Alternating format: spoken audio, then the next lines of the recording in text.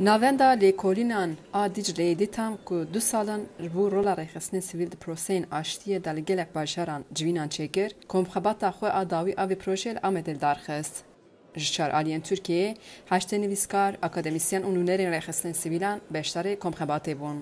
Birlikte duracaklar bu A tipi proje. Brêskaya destnîşan kir ku bi şerê Sûriyê pirsgirêka Kurd ve guheriya meseleyek navdewletê û kengê bejî Tirkiye mecbûr e pêvajoyeka çareseriyê bide destpêkirin. Her wiha got divê ku êdî Tirkiye mecbûr e ji bo pirsa Kurd aktorên navdewletî ên ku li Sûriyeyê hukm dikin jî bi ber çavan bigire. Cîgirê serokê Dîtamê Mehmet Yavuz ji dengê Amerîkayê re behsa girîngiya vê komxebatê kir.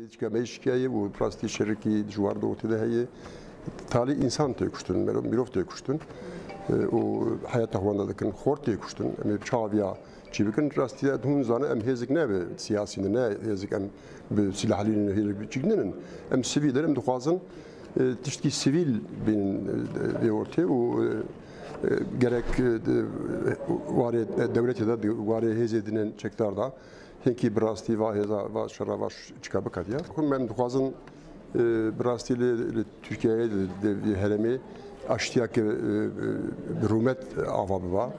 Serokê Komela Mafê Mirovan Racî Bilîcî jî beşdarê civîna Dîtamê bû û diyar kir li Tirkiyeyê neha dengê şerxwazan bilind dibe, karê rêxistinên sivîl jî nehêsan e. Herkes dizane ku, herkes dibêjî ku ev pêvajo wisa nameşe, ne mümkün e. Ji ber wî awa jî gerek çareserîkî çêve ama wê çawa çêve. Tirs heyên zêde nikarin nêrînê xwe bîne ziman lê ez wê bawerim wê ev jî wê gel bi ser kevin yani.